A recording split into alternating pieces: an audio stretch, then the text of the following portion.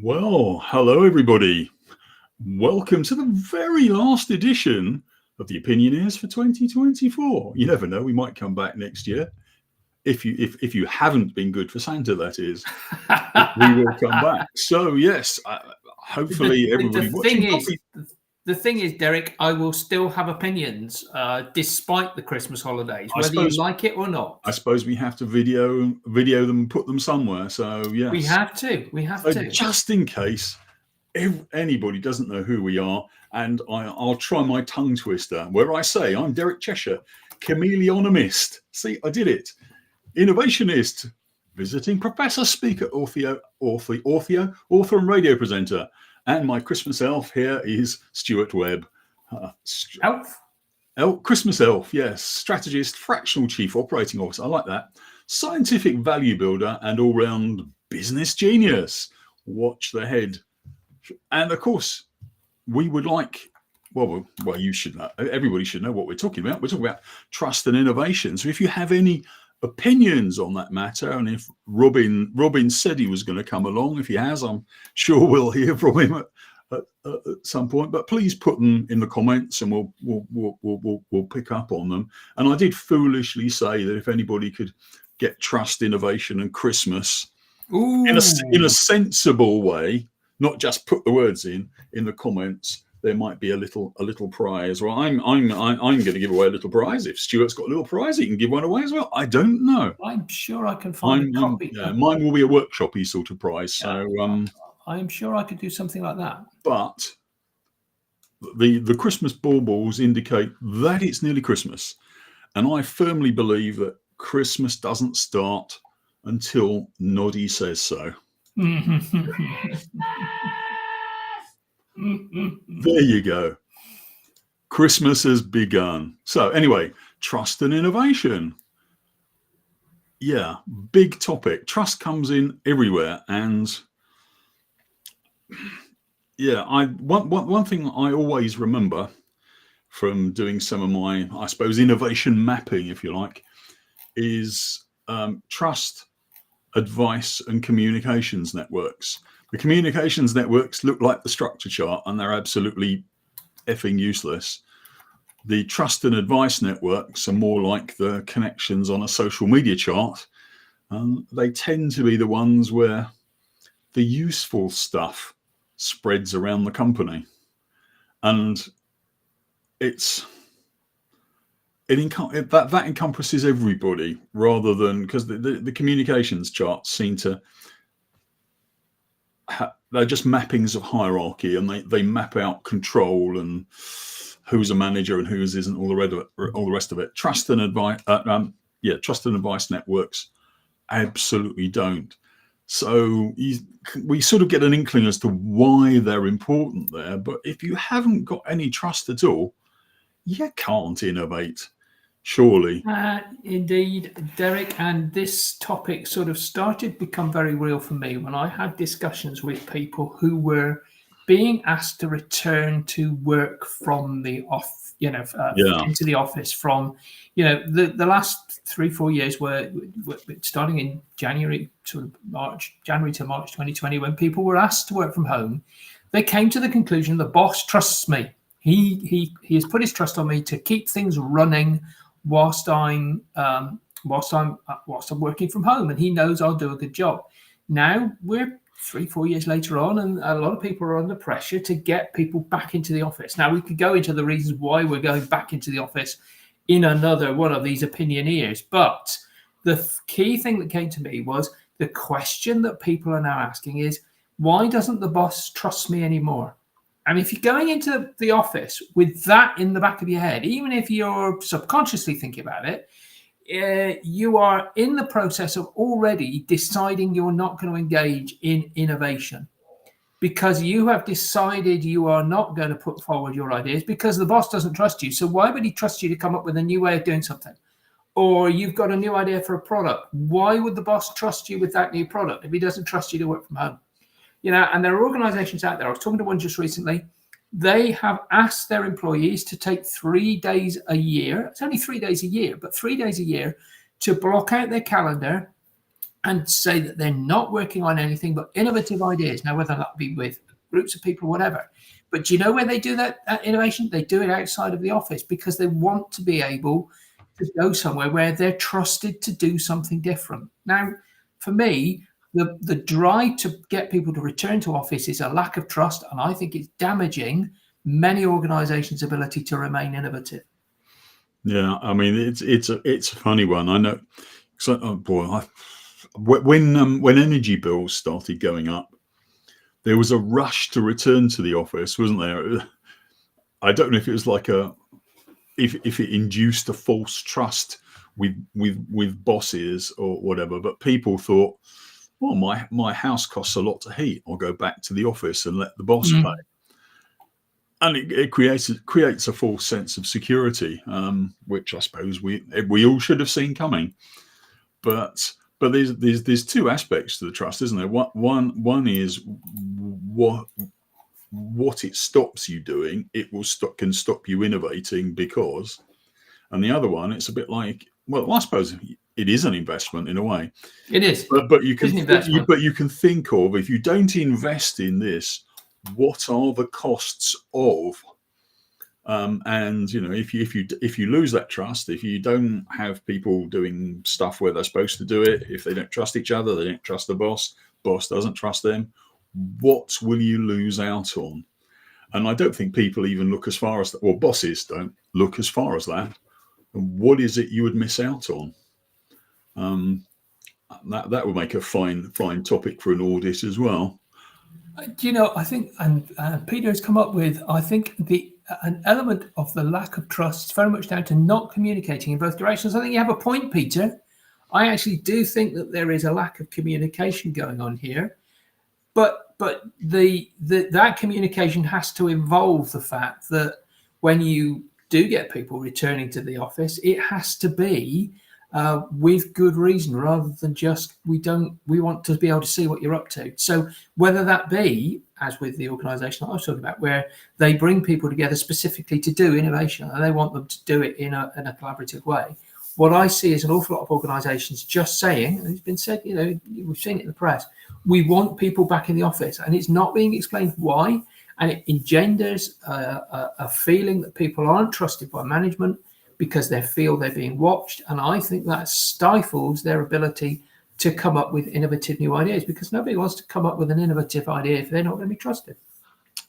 No, indeed. And again, also picking up Peter's point there, it's not just communication. It is communication, but it's the quality of that. I mean, you could work in completely separate area. I mean, you're standing in your office. I'm sitting in a tree with snowflakes. We're in completely different. I didn't want to call you a snowflake, Derek. Indeed. But the point is, I mean, I can communicate with you. You can communicate with me. I can tell you to f off, and you'll trust me that I really mean it when I say f off. So the problem is, it's the words, the message, and it's the context as well. Yeah, it is the words and the context. As I described it once to somebody who just couldn't get it, was I can walk in the front door and tell my wife, go and fetch my slippers, and she would see it as a bit of a joke. Maybe she'd take pity on me and actually get them. But if somebody strange was to walk in the door and take them off their shoes and say, go and get me a pair of slippers, they'd probably get hit round the back of the head with a rolling pin. So there's context is very important. So even if you are a sort of empathetic manager, or you were when you had people face to face, you probably still have to change your method of communication if you're dealing a lot with people working remotely. True, absolutely true. And coming back to the innovation is another one of those communications, isn't it? I remember running innovation hub gathering exercises where we were gathering new innovative ideas, and people had to be trusted that when they came up with a report that they wanted to cut, when they came up with process steps that they wanted to eliminate because they didn't believe they'd added value, they had to trust, and we had to trust them, that they knew the reasons why we were asking the question, and they were giving an idea, giving giving a suggestion, that wasn't going to cause issues further down the line. And we had to trust that people actually understood the context in which we were sort of trying to cut the waste. And often those innovation ideas, which are at best are I wouldn't call them guesses, but they are nearly always the start of an experiment. People have to trust that everybody's doing it in good faith. And when there's a lack of trust, it does cause additional work, and it does cause additional effort. We trust is a huge thing in the office. It's a huge thing across work, and it is, I think, still at the very basis of an innovation culture. It is. I mean, when I run workshops before, it didn't stop things happening, but it was one of the things that you had to sort of, lubricate. You had to the system beforehand was that people needed permission from the boss to play because they're not used to being told to play, which is fair enough. But once they get that idea, then they will quite happily do what they need to do. But it does in the same way that the employees need to be able to trust their superior, I call them superiors, people who call themselves managers, shall we say. That's a different way of putting it. So the managers really do need to be able to trust employees, and it's very difficult, because if I was running a massive great, a Google design sprint type of thing, saying we were doing it remotely and we had 100 people scattered to the winds, you actually need to have some rules, and people then have got to trust you and know why you're doing it. You can't be open about every single aspect, which is where the trust comes in. It becomes almost recursive, doesn't it? You've got to trust in order to be able to trust, and if at some point if someone's thrown the spanner in the works, it just stops it dead. Yeah, it does. It does. And we're coming back again, I think, to communication. Communication without trust is, I think, it is at best difficult. When communicating, I often say to managers when I'm in workshops with them and things like this, the one thing that I want you to do is assume positive intent. If somebody is coming up with a suggestion, assume they're doing it with a positive, I want to help attitude. Because if you make the assumption, either they don't know what they're talking about, or they've misunderstood, and you've assumed any form of negative intent, it kills the conversation straight off. So always assume positive intent. Always assume that somebody's coming to you with an idea, with a suggestion, with a thought, and they have got the very best intentions at heart. Or you can play around with the concepts like, reverse brainstorming. So reverse brainstorming is an interesting technique at this, isn't it? It is indeed, and you can use those ideas in other places. But if you have, you can have people who are just a bit suspicious. You can have people that are just downright mood hoovers. But if you make people come up with negative ideas because that's the way they are, they can help you without realizing it. I have not heard the term mood hoover before. I'm sorry that I laughed at that one, but I've not come across a mood hoover. I came across the concept recently. Somebody called somebody a knowledge sucker. But a mood hoover is a new one on me. I do like knowledge sucker as well, though. So those two new phrases that I will be putting into my vocabulary soon after this live stream has finished. Indeed, I would. But yeah, it takes people a while to get going. But some people, they sit there and they say, "I'm a positive person. I can't do this." And you just give them enough time, and everybody's as good as everyone else as being negative. Just that some people do it naturally. So where are we coming to the conclusion on this one, Derek? Do we think that innovation is, I mean, it's a communication, it's a trust. Where do we think that we advise businesses, organizations, business owners, chief executives next year? Where do they need to be putting their effort into making the most for their innovation for 2025? Is it through changing that trust metric within the organization, changing the communication metric, or are there other things that they need to do in order to make innovation really the truth center of their organization? Yeah, I mean, there's lots of ways. There's lots of ways to do it. Some are sort of encompass others. I mean, it's a cultural, behavioural thing. If you get that right, then the rest is easy. The thing is, exchanging ideas, feeding back on ideas, building on ideas is all a communications thing. I think if you went to somebody and said, "Here, we want to look at your trust networks and analyze them," they might hit you around the head with a wet kipper and tell you to go away. But if you try to sort of look at the behaviors and attitudes and work out what they would get as a result of changing to that model, I think people will be a bit more.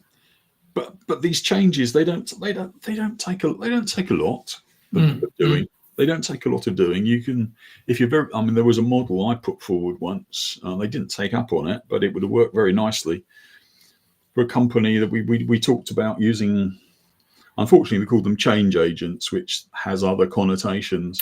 Yeah, it does. But if you're tossing pebbles or boulders or whatever size rocks you like into a pond, then the ripples spread out. So if you have the right people doing the right things in the right places, you don't need to put everybody on a training course or assemble them in the hangar to speak to them or whatever. All you need to do is sow the seeds and make sure that these things are evidenced. Yeah, great. That's what the boss talks about communication. Well, the boss is seen to communicate. He doesn't stand there and say, "Oh, I'm a great communicator." Almost to the tune of "I'm a lumberjack" there. I didn't realise I was doing that. But yeah, it's very, very easy to do. And once you start getting that, then all these other things you can throw in about, things that employees need to do, things that management or whatever need to do. You can start throwing those in as well. It doesn't have to cost. And once people see these things demonstrated, you talk about transparency. If somebody from the production line, say, goes to somebody who they consider to be higher up and gives them an idea, and then they see it's implemented or it's actually just taken to a board discussion or whatever it happens to be, they'll do it again. Agreed. And they'll tell their mates that they've done it and what happened. I will add at the moment to what you've just said, just the one thing, which is in business, start by assuming that two things have to happen in your daily life. One, make more assumptions that the people that you're dealing with are actually working with you, not against you. I know that's not true of everybody, but I think it's true of most. And the other thing is that just because you've said it doesn't mean they've heard it. So you need to say it again. I think it was Winston Churchill that said, if for somebody to hear you say it once, you need to have communicated it 8 times. You may not need to repeat it 8 times, quite that many times, but you certainly need to make sure that what you're saying is communicated more than you expect, because you don't get the response on the first time. Well, I'll also say to marketing, isn't it? It is exactly marketing. I'd also say this: if you're in a work situation at the moment, you need to have both ears open and be listening, because active listening skills, I don't think, are something which I have seen an awful lot of recently. People are not really hearing. There are noises, but we're not listening to each other. And I think that is a symptom of an anti-active listening culture. We need to be listening out for what's being said and for what's going on around us. And exercising your active listening skills can be quite tough, but it's well worth doing. And it's also a symptom of a slightly lazy culture, which means... Don't know what you mean. I'm not lazy. which means that well that's what's allowed in social media. That's what's allowed Absolutely, it has. fake news and deep fakes in, because Absolutely, has. people aren't listening, they aren't questioning, That's correct. they're not trying to. Well, they're not just listening to what's being presented to them. But I also think if the people who manage the company say things like, "We are going to assume positive intent, and we're going to demonstrate this by," and they get that message across, then that's also another thing that their workforce can pick up on. Because if some teams working one way and some teams are working another way, which is against that corporate culture, if you like, then hopefully their peers will say, "Yeah, they were being positive. Why aren't you being positive?" But all these things need constant reinforcing. And I think when you haven't got a physical workforce in front of you, I think people just don't bother with that. They basically revert to just doing what's in their job description. Agree. And that's it. So Derek, we are rapidly getting towards the point at which we're getting to that point. It's been it's been so much fun, and nobody's trying to get a prize out of us, have they? Which is a shame. But there we go. I'm sure people are thinking about the ways to do it. I'm sure people are thinking about it, but there we go. So that's it for now. Trust. Get on with it. Are we going to promise to be back in 2025, Derek, or have we decided we have no more opinions to give? I think we've got plenty of opinions. I think in which case the next date, assuming neither of us is flying around the North Pole delivering presents and crash landing, would be January the 10th. Are you here? I'm looking forward to it enormously already. In which case we will mark it in the diary. We will be back, and for all those people, certainly Pete, you never know anybody else. Thanks to them for listening, and we'll see. Merry Christmas and Happy New Year to everybody, and we'll see you in 2025. Wow. I think that's the next year, isn't it? Wow. Yeah. Okay then. Bye for now. See you soon.